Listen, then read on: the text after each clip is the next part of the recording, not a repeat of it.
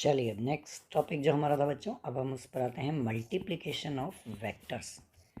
दो वेक्टर्स को अगर मल्टीप्लाई कर रहे हैं तो मल्टीप्लाई करने के लिए वेक्टर्स को हम यूज़ करते हैं dot product of vectors and scalar product of cross product of vectors.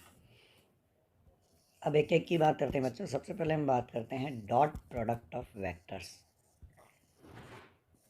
Dot product या इसको हम बोलते हैं स्केलर प्रोडक्ट। डॉट प्रोडक्ट और स्केलर प्रोडक्ट।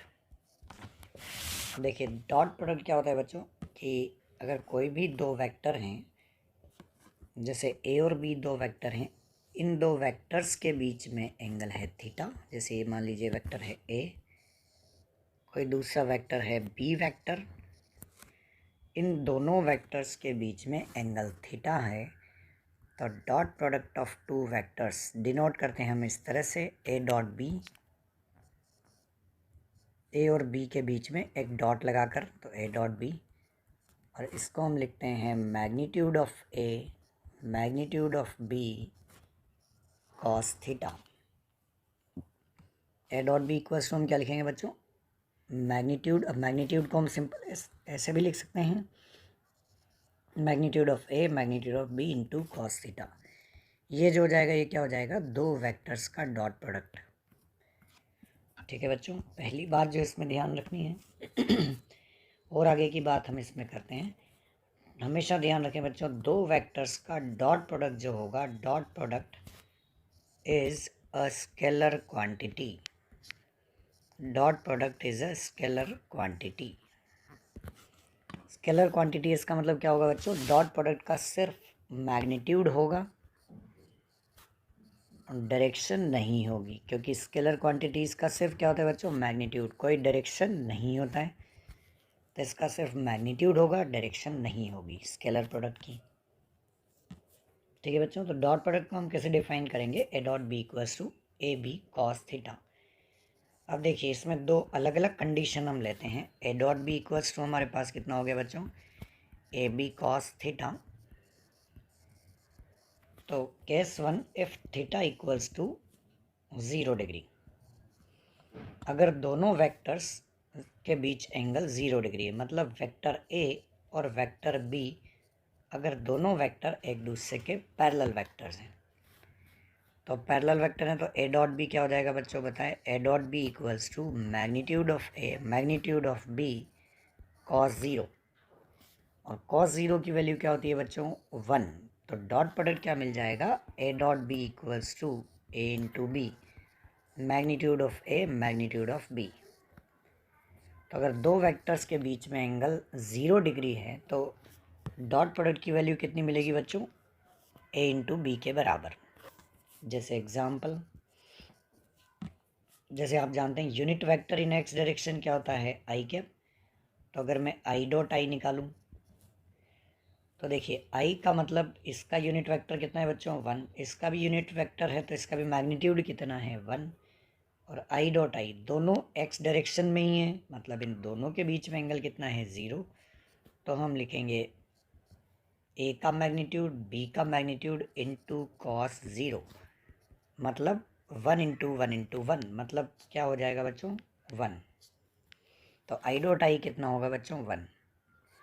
और जैसे जे डॉट जे अगर हम लिखें तो जे डॉट जे क्या होगा, जे का मैग्नीट्यूड 1 1, दोनों के बीच एंगल 0, तो जे डॉट जे भी कितना होगा, 1। मतलब हम क्या बोल सकते हैं, जो ध्यान रखने वाली बात है, आई डॉट आई या जे डॉट जे या के डॉट के, इन सब की वैल्यू कितनी होगी बच्चों, 1। तो हम इसे ध्यान रख सकते हैं, दो सेम यूनिट वेक्टर्स का क्या ध्यान रखने वाली बात है, दो सेम यूनिट वेक्टर्स का डॉट प्रोडक्ट हमेशा कितना होगा बच्चों, 1। सेम यूनिट वेक्टर्स का डॉट प्रोडक्ट होगा 1 के बराबर। ठीक है, जैसे मान लीजिए कोई यूनिट वेक्टर है ए कैप, तो अगर हम A cap dot A cap करें तो भी सीधा हम कितना लिख सकते हैं, 1 के बराबर। ठीक है बच्चों, क्योंकि दोनों ए कैप वेक्टर हैं, दोनों के बीच में एंगल 0 डिग्री है, तो इनका डॉट प्रोडक्ट कितना हो जाएगा बच्चों, 1। ठीक, ये हमको इसमें ध्यान रखना है। और एग्जाम्पल, जैसे अगर किसी वेक्टर का खुद के साथ डॉट प्रोडक्ट करें, जैसे अब ये ए वेक्टर जो है वो यूनिट वेक्टर नहीं है, देखिए इसके ऊपर कैप लगा हुआ नहीं है, मतलब it is not an unit vector. कोई ए वेक्टर है, इसका खुद के साथ डॉट प्रोडक्ट करें तो क्या हो जाएगा, ए का मैग्नीट्यूड इनटू दूसरा भी ए है तो ए का मैग्नीट्यूड, दोनों के बीच एंगल 0, मतलब ए डॉट ए को हम कितना लिख सकते हैं बच्चों, ए स्क्वायर। आगे कभी क्वेश्चन में काम में आएगा तो ध्यान रखें, वेक्टर का खुद के साथ डॉट प्रोडक्ट करेंगे तो क्या आ जाएगा, ए डॉट ए मतलब ए स्क्वायर। अब ये तो हुआ केस 1 जब थीटा की वैल्यू कितनी है बच्चों, 0 डिग्री। अब अगर मान लीजिए थीटा की वैल्यू हम चेंज करते हैं, if theta equals to 90 degree, ये हो गया हमारा case second. If theta equals to 90 degree, अब थीटा 90 होगा, इसका मतलब क्या होगा बच्चों, वेक्टर ए और वेक्टर बी, दोनों वेक्टर जो हैं वो एक दूसरे के परपेंडिकुलर वेक्टर्स हैं। Vector A and vector b are perpendicular to each other. तो डॉट प्रोडक्ट हम लिखें बच्चों, क्या हो जाएगा, ए dot B equals to a का मैग्नीट्यूड बी का मैग्नीट्यूड कॉस 90, कॉस 90 कितना होता है बच्चों, 0, तो डॉट प्रोडक्ट कितना हो जाएगा, 0। मतलब अगर दो वेक्टर एक दूसरे के परपेंडिकुलर वेक्टर्स हैं तो उनका डॉट प्रोडक्ट कितना होगा बच्चों, 0। फिजिक्स के लिए बहुत इंपॉर्टेंट बात है, हमेशा ध्यान रखिए कि अगर दो वेक्टर एक दूसरे के परपेंडिकुलर हैं तो उन परपेंडिकुलर वेक्टर्स का डॉट प्रोडक्ट हमेशा 0 होगा। कई बार पूरे फिजिक्स में आपसे क्वेश्चन ये पूछा जाएगा, जैसे मान लीजिए कहीं बोल देगा वेलोसिटी और फोर्स परपेंडिकुलर हैं, कहीं बोल देगा velocity, initial velocity final velocity के परपेंडिकुलर हैं। तो जब भी दो वेक्टर परपेंडिकुलर हों बच्चों, एक चीज़ ध्यान रखनी है, उनका डॉट प्रोडक्ट कितना होगा, 0। ठीक है बच्चों, जैसे एग्जांपल क्या हो जाएगा, जैसे आई डॉट जे। अब देखिए आई मतलब यूनिट वेक्टर इन एक्स डायरेक्शन, ये तो है किधर, एक्स डायरेक्शन में, ये किधर है बच्चों, वाई डायरेक्शन में। तो एक्स और वाई के बीच एंगल कितना होता है, 90। तो ए डॉट बी, तो ए का यूनिट वेक्टर 1, बी का यूनिट वेक्टर 1, कॉस 90 कितना हो जाएगा, 0। मतलब दोनों परपेंडिकुलर वेक्टर्स का डॉट प्रोडक्ट 0।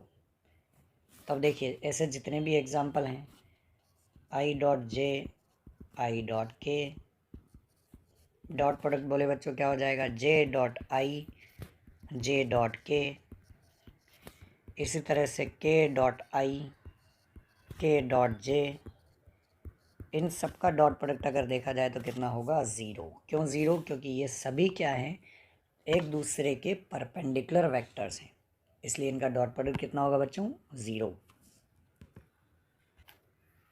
ठीक, तो इनका डॉट प्रोडक्ट कितना होगा बच्चों, अगर डिफरेंट यूनिट वेक्टर्स हैं तो डिफरेंट यूनिट वेक्टर्स का डॉट प्रोडक्ट जो होगा 0 होगा। रखने के लिए हम सीधा ध्यान रखें, अगर सेम यूनिट वेक्टर्स हैं तो सेम यूनिट वेक्टर्स का डॉट प्रोडक्ट तो कितना होगा, 1।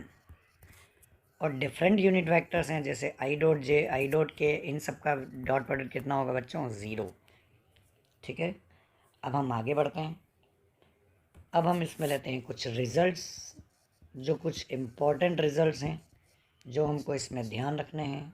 सम इम्पोर्टेंट रिजल्ट, आज कलर चेंज कर करके लिखते हैं, थोड़ा अच्छा लगेगा। रिजल्ट्स, जैसे मान लीजिए फर्स्ट रिजल्ट जो हमको ध्यान रखना है, वेक्टर ए मान लीजिए हमको दिया हुआ है बच्चों, ए एक्स आई कैप प्लस ए वाई जे कैप प्लस ए जेड के कैप।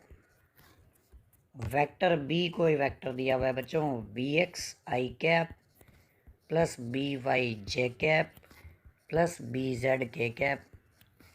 तो इन दोनों वेक्टर्स का अगर मैं डॉट प्रोडक्ट निकालूं तो डॉट प्रोडक्ट क्या होगा, ए डॉट बी।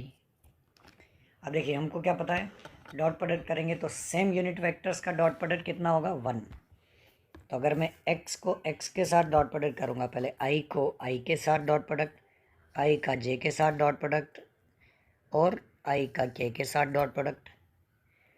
तो i डॉट i तो क्या हो जाएगा बच्चों, i डॉट i तो हो जाएगा 1, तो इसको हम लिखेंगे ax bx, साथ में आएगा i डॉट i, वो हो जाएगा 1। फिर हम लिखेंगे ax by, सबके साथ डॉट प्रोडक्ट करेंगे, ax by i dot J. अब यहाँ पर क्या आएगा बच्चों, i डॉट जे, और i डॉट जे कितना होता है बच्चों, 0। तो ये कितना मिलेगा हमको, 0। इसी तरह से के साथ डॉट प्रोडक्ट किया तो आई डॉट के, तो वो भी क्या हो जाएगा बच्चों, 0। क्यों? क्योंकि डिफरेंट यूनिट वेक्टर्स का डॉट प्रोडक्ट कितना होता है, 0 के बराबर। डिफरेंट यूनिट वेक्टर्स का डॉट प्रोडक्ट जो होगा वो 0 के बराबर। ठीक है बच्चों।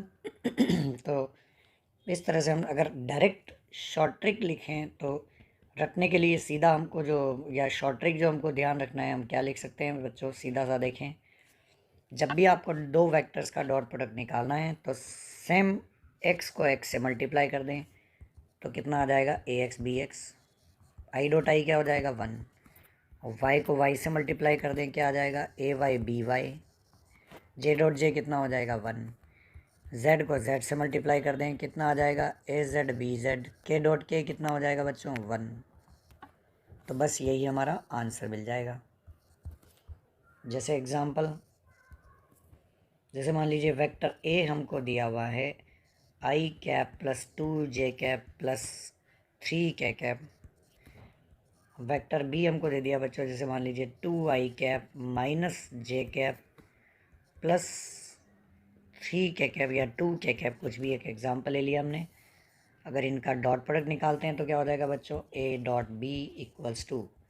अब सीधा क्या करेंगे, ये देखिए यहाँ पर कोफिशिएंट कितना है, 1। एक्स को एक्स से मल्टीप्लाई करें, 1 इंटू 2, तो 1 इंटू 2 प्लस वाई को वाई से मल्टीप्लाई करें 2, यहाँ पर कितना है बच्चों, -1, तो 2 इंटू -1।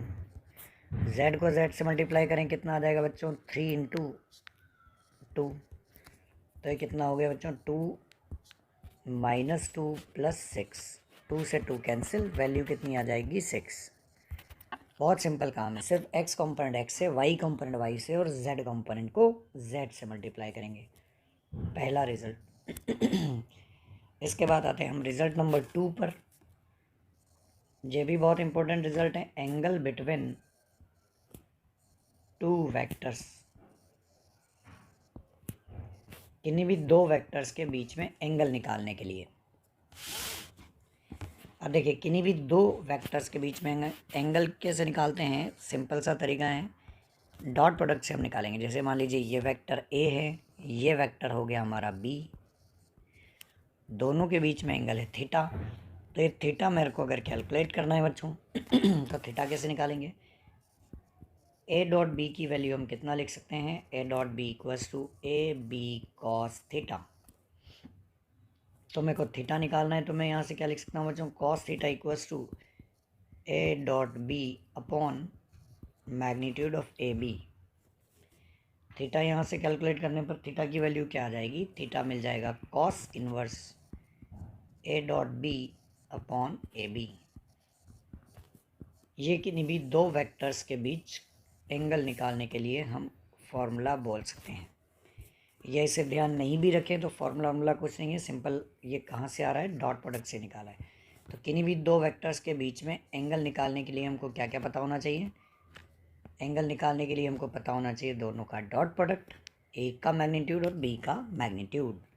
अभी हम आगे क्वेश्चन करेंगे तो उसमें इसको यूज़ भी कर लेंगे। तीसरा और इम्पोर्टेंट रिजल्ट है प्रोजेक्शन ऑफ अ वेक्टर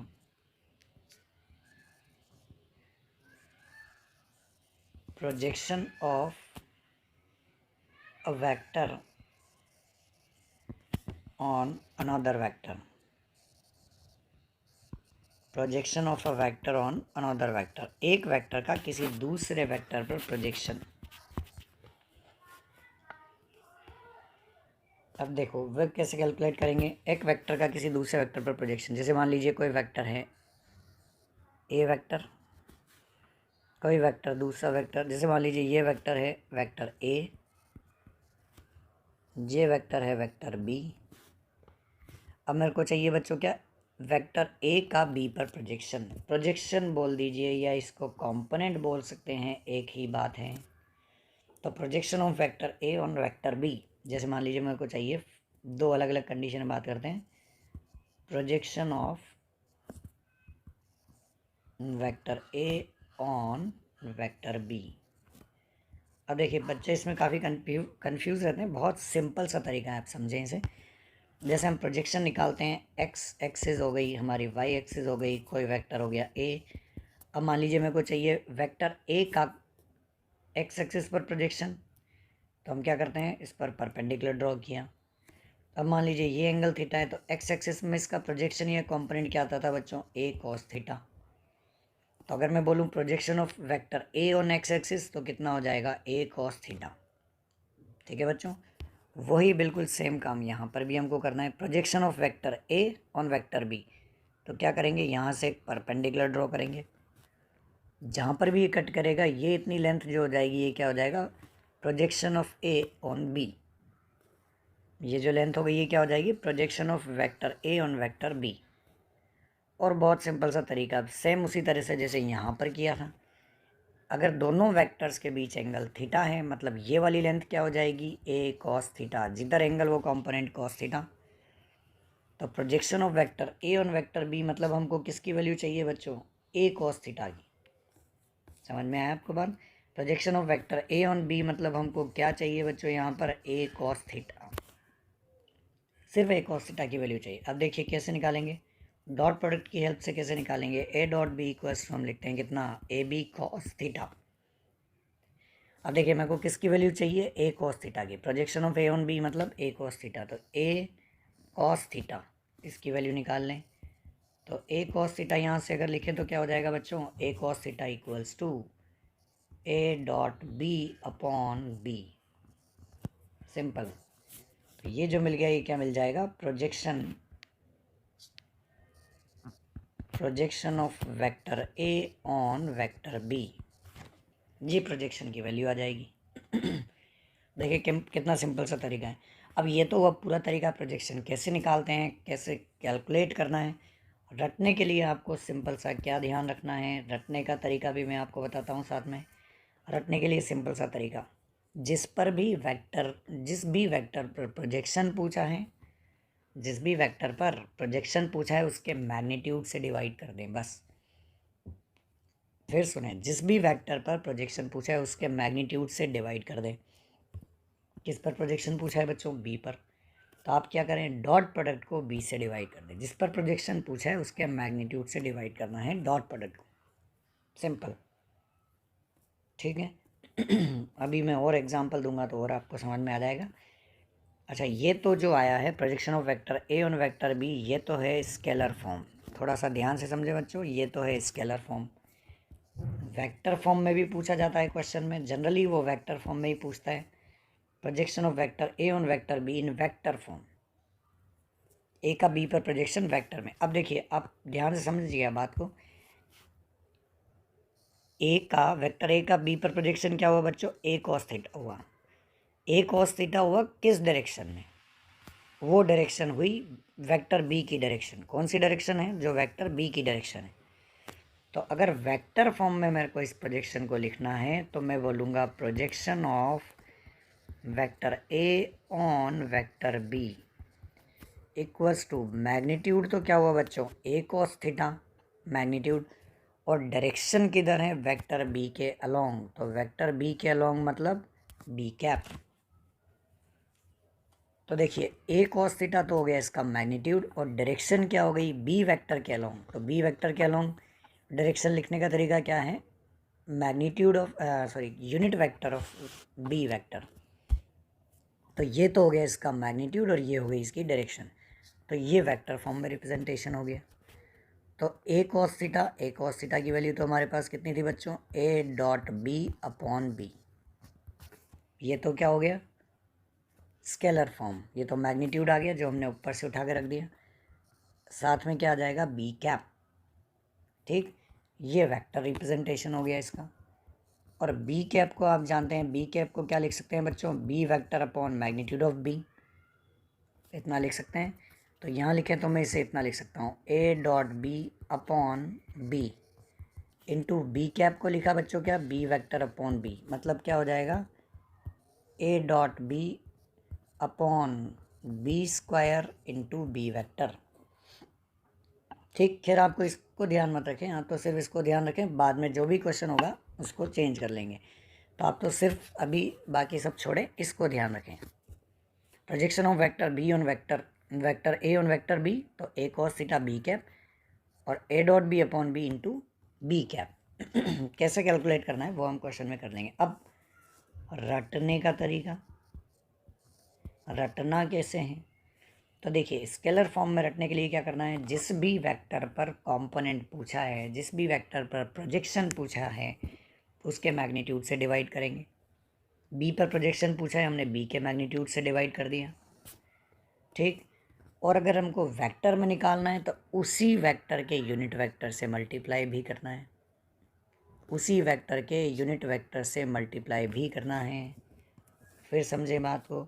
जैसे मान लीजिए ये तो निकाला projection of A on B, अब आप खुद बोलेंगे बच्चों रटने के तरीके से। अगर मान लो मेरे को बोला है projection of vector B on vector ए, अब कुछ नहीं आपको डायरेक्ट बताना है, projection of vector B on vector ए। देखिए किस पर प्रोजेक्शन पूछा है, ए पर। रटने का तरीका, जिस पर प्रोजेक्शन पूछा है उसके मैग्नीट्यूड से डिवाइड करें, तो क्या हो जाएगा बच्चों, ए डॉट बी अपॉन ए का मैग्नीट्यूड, ख़त्म। ये तो क्या हो गया बच्चों, स्केलर फॉर्म। वेक्टर फॉर्म में लाने के लिए क्या करेंगे, जिस पर प्रोजेक्शन पूछा है उसी के यूनिट वेक्टर से मल्टीप्लाई भी कर देंगे, उसी के यूनिट वेक्टर से मल्टीप्लाई भी कर देंगे। ए पर प्रोजेक्शन पूछा है तो ए के यूनिट वेक्टर से मल्टीप्लाई भी कर देंगे। देखिए कितना सिंपल सा काम हो गया, ये इसका वेक्टर फॉर्म, ख़त्म। ये वेक्टर फॉर्म में रिप्रेजेंटेशन आ जाएगा। तो बहुत सिंपल सा काम है, आप इसको थोड़ा सा ध्यान से समझेंगे तो आपको रटने का तरीका भी आ जाएगा। तो रटना कैसे है, रटने का तरीका मेरे को लगता है आपको समझ में आ ही गया होगा बच्चों। क्या करना है रटने के लिए, जिस पर प्रोजेक्शन पूछा है, जिस पर प्रोजेक्शन पूछा है उसके मैग्नीट्यूड से डिवाइड कर दें तो स्केलर फॉर्म, और उसी के यूनिट वेक्टर से मल्टीप्लाई कर दें तो वेक्टर फॉर्म। ठीक है बच्चों, इतना सा काम करना है। चलिए अब हम आते हैं क्वेश्चंस पर। ये तो हमारे हो गए 3 रिजल्ट। पहला रिजल्ट हमने क्या सीखा बच्चों, पहला रिजल्ट सीखा कि डॉट प्रोडक्ट निकालना कैसे है, एक्स कंपोनेंट को एक्स से, वाई कंपोनेंट वाई से, जेड कंपोनेंट जेड से मल्टीप्लाई करके निकालना है। दो वेक्टर्स के बीच में एंगल कैसे निकालना है, तो वो निकालना है ऐसे, कॉस थीटा या थीटा की वैल्यू आ जाएगी इतनी। प्रोजेक्शन निकालने के लिए क्या करना है, जिस भी वेक्टर पर प्रोजेक्शन पूछा है उसके मैग्नीट्यूड से डिवाइड कर दें, स्केलर फॉर्म, उसी के यूनिट वेक्टर से मल्टीप्लाई कर दें, वेक्टर फॉर्म। ठीक। अब देखिए क्वेश्चन लेते हैं। जैसे मान लीजिए vector A equals to I plus 2j plus 3k and vector B equals to minus i plus j plus k cap. Suppose ये दो वेक्टर है। फाइन, आपसे पूछा है fine first a dot b, dot product निकालें। Second angle between a vector and b vector. तीसरा component of vector A on vector b निकालें। Fourth component या प्रोजेक्शन ऑफ, प्रोजेक्शन भी बोल सकता है, projection of vector B on vector ए निकालें। 4 चीज़ें हमको निकालनी है बच्चों। जो थ्योरी हमने पढ़ी है सेम वो का वही काम इसमें रिपीट कर दीजिए। 1 मिनट का टाइम आप खुद सॉल्व करके देखें, वीडियो को पॉज करके। अब मैं सॉल्यूशन लेना स्टार्ट करता हूँ। अब देखिए सबसे पहले ए वेक्टर हमारे पास कितना है बच्चों, i plus 2j plus 3k। Vector b कितना है बच्चों, minus i plus j plus के।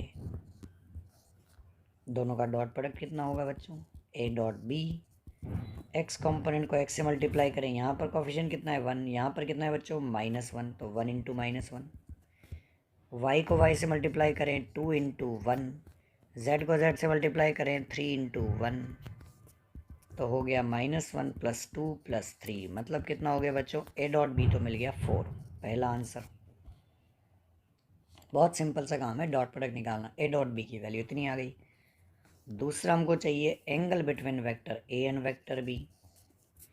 अब देखिए एंगल या तो आप फॉर्मूला ध्यान रखें या सिंपल ए डॉट बी से हम एंगल निकाल सकते हैं theta. A dot B equals to A B cos theta. यहाँ से मैंने थीटा को लिखा बच्चों कितना, cos inverse A dot B upon A B. अब देखिए ए डॉट बी तो मेरे पास है, ए का और बी का मैग्नीट्यूड भी चाहिए।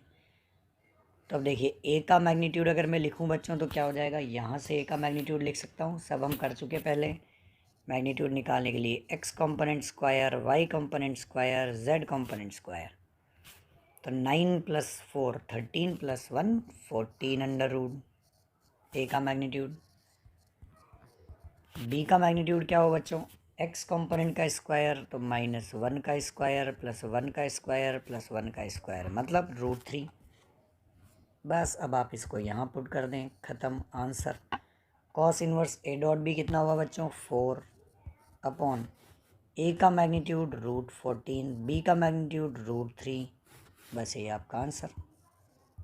कॉस इनवर्स 4 अपॉन √42 जी हो गया आपका ए और बी के बीच एंगल। तो बहुत सिंपल सा तरीका, सब कुछ डॉट प्रोडक्ट से निकाला है हमने। थर्ड हमको निकालना है projection of A on B vector.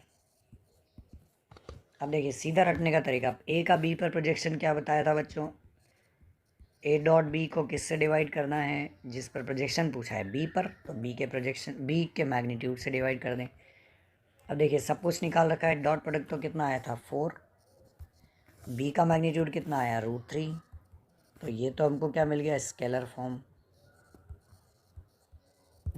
और अगर मेरे को चाहिए वेक्टर फॉर्म में तो क्या हो जाएगा बच्चों, ए dot B upon B into B cap,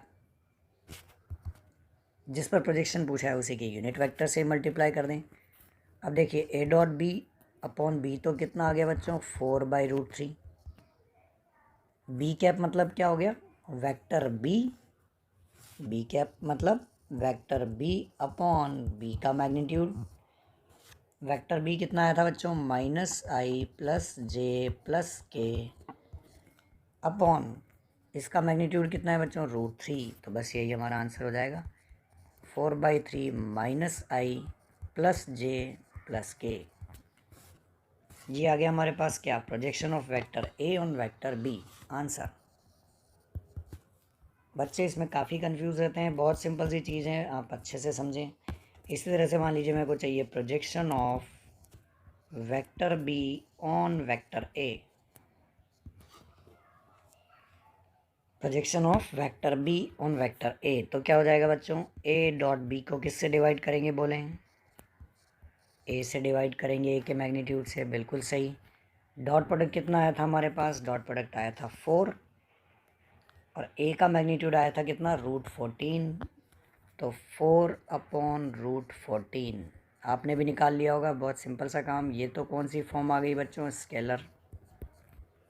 vector form चाहिए तो क्या करें, जिस पर प्रोजेक्शन पूछा उसी के यूनिट वेक्टर से मल्टीप्लाई भी करें, ठीक। तो क्या हो गया बच्चों, 4/√14, तो जो मैग्नीट्यूड आया ए कैप से मल्टीप्लाई और कर दें इसको। ए कैप कितना है हमारे पास, ए जो था वो था वेक्टर ए अपॉन ए का मैग्नीट्यूड, वेक्टर ए था -i + 2j + 3k, तो -i + 2j + 3k अपॉन ए का मैग्नीट्यूड, तो ए का मैग्नीट्यूड कितना आया था बच्चों, √14। तो ये हमारे पास वैल्यू आ गई 4 अपॉन √14 इंटू √14, तो 14, साथ में क्या आ जाएगा, -i + 2j + 3k, कैंसिल होकर ये कितना हो गया बच्चों, 2/7। ये क्या हो गया, वेक्टर बी का ए पर प्रोजेक्शन। तो देखिए कितना सिंपल सा काम है। तो इस तरीके से हमने जो रिज़ल्ट लिखे, डॉट प्रोडक्ट हमने निकाला, ए और बी के बीच एंगल निकाला, ए का बी पर कंपोनेंट निकाला वेक्टर स्केलर दोनों फॉर्म में, बी का ए पर कंपोनेंट निकाला वेक्टर स्केलर दोनों फॉर्म में, ठीक है बच्चों। तो इस तरीके से हम इसको कैलकुलेट भी करेंगे। और भी कई सारे क्वेश्चन इसमें पूछे जाते हैं एग्ज़ाम्स में, तो आप ध्यान रखें। जैसे एक क्वेश्चन कई बार एग्ज़ाम में पूछा हुआ है, जैसे क्वेश्चन इस तरह से पूछा हुआ था, force vector F = 2 cos t i cap + 2 sin t j cap, this is force vector दिया हुआ था इतना। Then find out angle between force and momentum, then find out angle between force and momentum. ये कई बार exam में पूछा जाता है बच्चों इस क्वेश्चन को। अब देखिए मोमेंटम हम कैसे निकालते हैं, according to second law of motion. जब आप सेकंड लॉ ऑफ मोशन पढ़ेंगे तो हम वहाँ पर पढ़ेंगे फोर्स को हम लिख सकते हैं rate of change of momentum dp/dt, मतलब differentiation of momentum with respect to time. अब देखिए मोमेंटम कितना है बच्चों, मोमेंटम है हमारे पास 2 cos t i cap plus 2 sin t j cap. तो इसका डिफरेंशिएशन, तो देखिए 2 तो कांस्टेंट, cos t का डिफरेंशिएशन क्या होता है बच्चों, माइनस साइन टी, तो minus sine T I cap. जैसा कि हम बेसिक मैथमेटिक्स में पढ़ चुके हैं, cos थीटा का differentiation minus sine theta, plus इसी तरह से 2 जे कैप तो कांस्टेंट, साइन टी का डिफरेंशिएशन क्या हो जाएगा, cos t, तो 2 cos t जे कैप, साइन टी का डिफरेंशिएशन cos t। तो ये मिल गया हमको, सॉरी ये क्वेश्चन में आपको एक यहाँ पर हमने गड़बड़ कर दी। क्वेश्चन में मोमेंटम दिया हुआ है, दोबारा कर देते हैं। मोमेंटम दिया हुआ था क्वेश्चन में और फोर्स मोमेंटम के बीच का एंगल, ये मोमेंटम है, मोमेंटम दिया हुआ है p। यहाँ पर बाय मिस्टेक मैंने फोर्स लिख दिया, मोमेंटम दिया हुआ है 2 cos t i plus 2 sin t j। Force जो आ जाएगा वो क्या हो जाएगा, dp/dt, differentiation of p with respect to t। तो ये मोमेंटम है बच्चों, तो मोमेंटम दिया हुआ है तो इसको एक बार डिफरेंशिएट कर दिया, ये क्या मिल गया बच्चों, फोर्स। ठीक है बच्चों, अब फोर्स आ गया मेरे पास। मोमेंटम कितना है, मोमेंटम है 2 cos t i cap plus 2 sin t j cap, ये इतना है। अब देखिए इनके बीच का एंगल, तो किन्हीं भी दो वेक्टर्स के बीच एंगल निकालने के लिए हमको क्या करना पड़ता है, सबसे पहले इनका डॉट प्रोडक्ट निकालना पड़ेगा। तो एफ डॉट पी अगर हम निकालें तो क्या आ जाएगा बच्चों, डॉट प्रोडक्ट करें तो एक्स कंपोनेंट को एक्स से, minus 2 sin t plus 2 cos t, तो minus 4 cos t sin t, ये क्या आ जाएगा बच्चों, minus 4 cos t sin t। Y component को वाई से मल्टीप्लाई करें तो क्या हो जाएगा बच्चों, 4 cos t sin t, ये इतना आ जाएगा। और माइनस और प्लस दोनों कैंसिल हो जाएंगे, तो डॉट प्रोडक्ट कितना मिल गया बच्चों, 0। और फोर्स मोमेंटम दोनों का डॉट प्रोडक्ट 0 है, और डॉट प्रोडक्ट 0 है, इसका मतलब हम क्या बोल सकते हैं, hence force vector is perpendicular to momentum. मतलब फोर्स और मोमेंटम दोनों के बीच एंगल क्या हो जाएगा बच्चों, 90 डिग्री। दोनों के बीच का एंगल क्या हो जाएगा, 90 डिग्री। इस तरीके से हम दो वेक्टर्स का डॉट प्रोडक्ट कैलकुलेट कर सकते हैं। ठीक है बच्चों, एक तरह का क्वेश्चन और बनता है इसके ऊपर। जैसे मान लीजिए बोल दिया if vector A equals to I plus 2j minus 3k, कोई भी एक वेक्टर दे दिया। वेक्टर बी इक्वल्स टू जैसे मान लीजिए 2i cap plus j cap plus x के कैप, ये कोई वेक्टर है ए और बी, वेक्टर ए और बी दिए हुए हैं। और क्वेश्चन है if vector A is perpendicular to vector B, vector A is perpendicular to vector B, then find out value of x। A और बी परपेंडिकुलर हैं तो x की वैल्यू क्या हो जाएगी। अब देखिए अगर ए और बी दोनों परपेंडिकुलर हैं तो इनका डॉट प्रोडक्ट कितना होना चाहिए बच्चों, परपेंडिकुलर वेक्टर्स हैं तो इनका डॉट प्रोडक्ट 0। जब भी दो परपेंडिकुलर वेक्टर्स, डॉट प्रोडक्ट 0। अब इन दोनों वेक्टर्स का डॉट प्रोडक्ट करें क्या हो जाएगा, एक्स कंपोनेंट को एक्स से मल्टीप्लाई करें 1 इंटू 2, वाई कंपोनेंट को वाई से मल्टीप्लाई करें 2 इंटू 1, जेड कंपोनेंट को जेड से मल्टीप्लाई करें कितना आ जाएगा, -3 इंटू एक्स। और क्योंकि दोनों परपेंडिकुलर हैं तो डॉट प्रोडक्ट क्या हो जाएगा, 0। तो ये क्या हो गया, 2 + 2 4 -3x इक्वल्स टू कितना मिला बच्चों, 0। एक्स कॉम्पोनेंट को एक्स से मल्टीप्लाई, वाई को वाई से मल्टीप्लाई, जेड को जेड से मल्टीप्लाई किया, डॉट प्रोडक्ट 0 आ जाएगा। 2 + 2 हो गया बच्चों कितना 4, 4 - 3x 0। तो x की वैल्यू क्या मिल जाएगी बच्चों, x मिल जाएगा 4/3। तो x जो हमको पूछा है वो कितना मिलेगा बच्चों, 4/3। तो इस तरह के क्वेश्चन भी कई बार एग्जाम में पूछे जाते हैं। तो दो वेक्टर्स अगर परपेंडिकुलर हैं तो उनका डॉट प्रोडक्ट हमेशा 0 होगा, अच्छे से ध्यान रखें। ठीक है बच्चों, तो यहाँ तक हम पढ़ चुके हैं डॉट प्रोडक्ट। अगले टर्न पर हम स्टार्ट करेंगे, अगले लेक्चर में स्टार्ट करेंगे क्रॉस प्रोडक्ट ऑफ वेक्टर्स। अगले लेक्चर में हम देखेंगे क्या बच्चों, क्रॉस प्रोडक्ट ऑफ 2 वेक्टर्स। ठीक, अगले लेक्चर में हम इसकी बात करेंगे। तो बने रहिए, नेक्स्ट वीडियो में मिलते हैं। Till then, okay, bye bye.